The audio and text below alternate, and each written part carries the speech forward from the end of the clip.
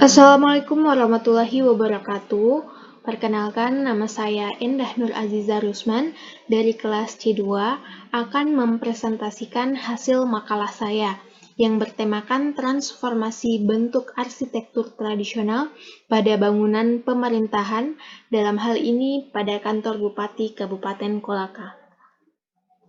Nah, Indonesia merupakan kepulauan Nusantara yang memiliki berbagai macam kebudayaan yang terbentuk dan tersebar dari zaman terdahulu.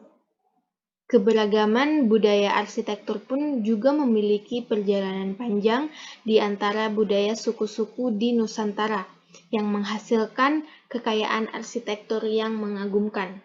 Sebagai kota kabupaten dari Provinsi Sulawesi Tenggara, Kabupaten Kolaka mempunyai gedung pemerintahan, yaitu Kantor Bupati Kabupaten Kolaka, yang memiliki bentukan fisik yang memadukan dan mengadopsi elemen arsitektur tradisional, dalam hal ini rumah adat Mekonga, dengan tujuan menguatkan identitas dan mengangkat ciri khas arsitektur lokal. Tetapi tidak jarang juga terlihat bangunan-bangunan di pemerintah di Kabupaten Kolaka yang sudah tidak mengadopsi arsitektur tradisional, dikarenakan bangunan lama sudah tergantikan atau telah direnovasi menjadi lebih baru dengan penerapan konsep modern. Nah, oleh karena itu, menurut Budi Harjo 1995 menyatakan bahwa kita perlu untuk melestarikan nilai-nilai dari arsitektur tradisional sebagai pusaka budaya, karena kehilangan identitas arsitektur tradisional berarti kehilangan identitas budaya bangsa.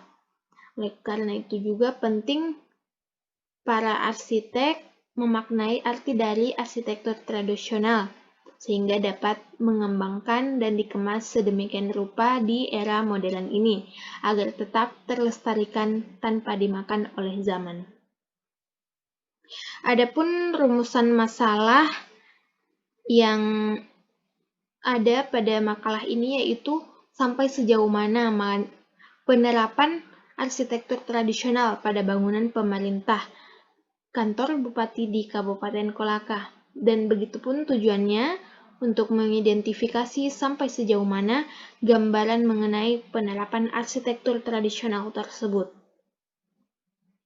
Sebelum kita beralih ke bangunan kantor bupati itu sendiri, terlebih dahulu kita perlu mengetahui bagaimana rumah kerajaan Mekonga dari suku Tolaki tersebut. Nah, suku Tolaki ini adalah suku pendatang yang datang ke Kendari. Rombongan pertama suku Tolaki berasal dari utara melalui 2 jalur. Seiring berjalannya waktu, rombongan tersebut terbagi 2 lagi, yaitu mengikuti lereng gunung Watukila lalu membelok ke arah barat daya. Nah, sampailah di tempat-tempat yang mereka namakan Lambo, Lalolai, Silai, yang kelak menjadi masyarakat Mekonga atau Kolaka, di mana kantor bupati ini berada di Kabupaten Kolaka itu sendiri.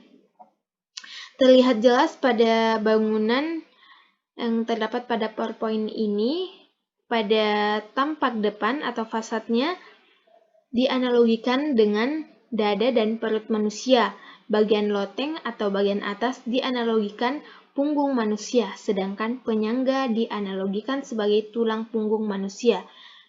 Sedangkan atap adalah rambut atau bulu, bagian atap dianalogikan muka dan panggul manusia. Nah, kemudian rumah Raja Bokeo Kerajaan Mekonga. Pada rumah Raja Bokeo memiliki bentuk persegi dan persegi panjang, yang merupakan bentukan dari sebuah ruang yang difungsikan sebagai tempat tinggal. Pada rumah di suku Tolaki, ruangan dianggap sebagai analog bagian tubuh manusia. Kemudian serta persegi dari fasad bangunan menunjukkan bagian yang bawah itu juga sama dengan menunjuk dunia bawah, sehingga dianggap persegi adalah dunia bawah atau bumi. Hal itu juga dapat dilihat dalam pengertian wadah kalosara. Nah, inilah dia kantor Bupati Kabupaten Kolaka. Sebagai gedung pemerintah, kantor Bupati Kabupaten Kolaka merupakan sebuah kantor yang dimana menjadi pusat pemerintah dalam melaksanakan urusan umum dan tata usaha kepemimpinan, kepegawaian, dan lain-lain. Sesuai dengan fungsinya, kantor ini dapat mewadahi segala macam aktivitas para pegawai-pegawainya dengan mengoptimalkan hubungan ruang yang efisien dan efektif. Penerapan unsur budaya lokal itu sendiri telah diterapkan pada bangunan ini. Nah, mampu diperlihatkan kepada seluruh masyarakat sebagai suatu bangunan pemerintah yang tertinggi dengan bentuk simetris untuk memperkuat kesan formal. Terlihat dari tampak bangunan, kantor ini begitu sangat mendalami unsur-unsur arsitektur tradisional suku Tolaki, di mana diterapkannya 3 bentuk dasar, yaitu segitiga, persegi, dan juga persegi panjang.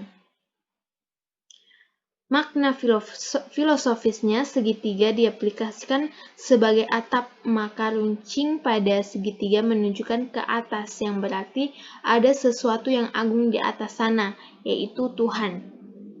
Maka yang paling dekat dengan Tuhan adalah pemikiran yang didapat dari kepala, sehingga segitiga atap dianggap juga sebagai kepala manusia. Kemudian makna filosofis dari persegi ataupun persegi panjang. Fasad bangunan yang menunjukkan bagian bawah, yaitu menunjukkan dunia bawah, sehingga dianggap persegi adalah dunia bawah atau bumi. Adapun ungkapan proporsinya, secara horizontal tampak bangunan dibangun secara simetris, di mana berkaitan dengan formil. Makna tersebut terkait dengan sifat kebudayaan masyarakat yang formal.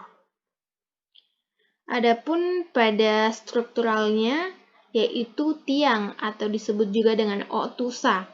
Makna dari tiang tersebut yang berbentuk lingkaran merupakan upaya untuk mengungkapkan makna kesucian. Kemudian terdapat pula unsur tradisional lainnya, yaitu pada atap. Nah, atap dari bangunan kantor bupati ini memiliki atap bersusun 2, dan pada atap belakang adanya malige bertingkat 3, yang menandakan bangunan ini merupakan rumah pejabat, bisa dikatakan sebagai kantor pada bangunan ini, yang jika pada rumah terdahulu terbuat dari lumbai dan hipa-hipa, tetapi pada bangunan ini menggunakan papan yang dibentuk. Di sini terlihat jelas pada bagian atap, antara atap pada bangunan kantor bupati dan juga atap pada bangunan rumah tradisionalnya.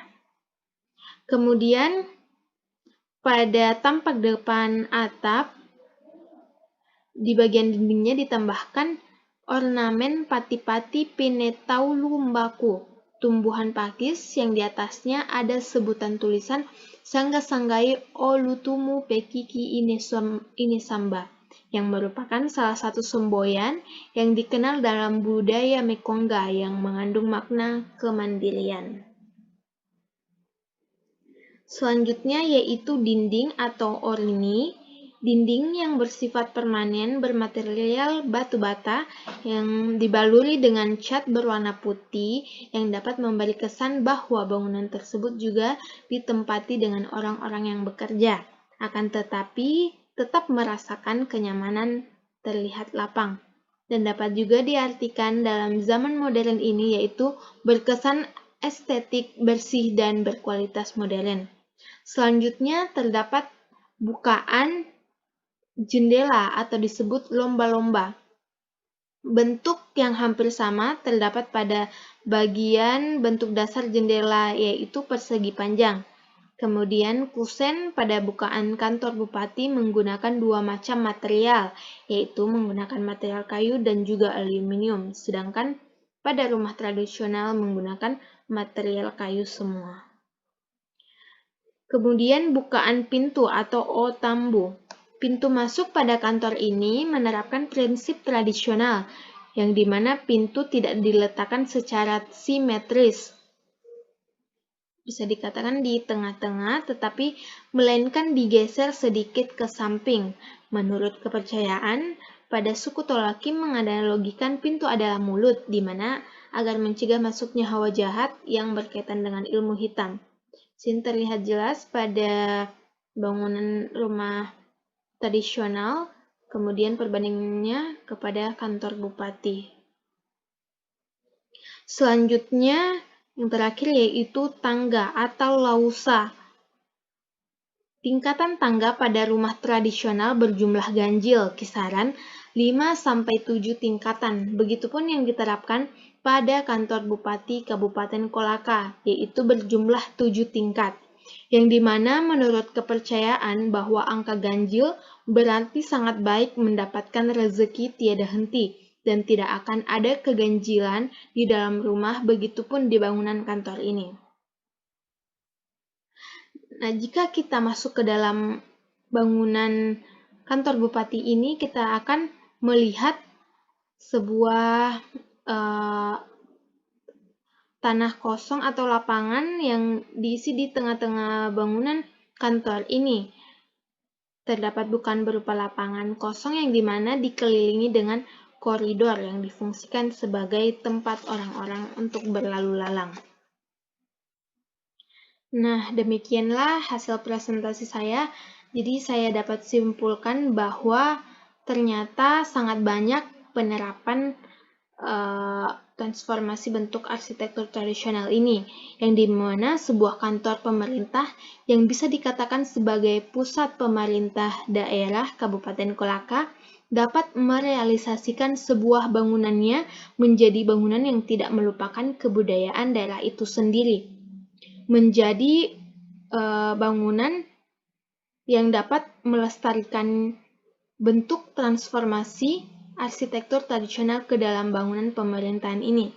Dengan begitu, kita dapat menilai bahwa daerah Kabupaten Kolaka ini sangatlah tinggi akan kecintaan terhadap kebudayaannya. Dengan begitu, tidak akan mudah punah dan akan terus terlestarikan. Demikianlah, saya yakin bahwa apa yang saya sampaikan, saya presentasikan dapat menambah ilmu pengetahuan kita mengenai kebudayaan arsitektur tradisional, khususnya pada daerah Kabupaten Kolaka ini.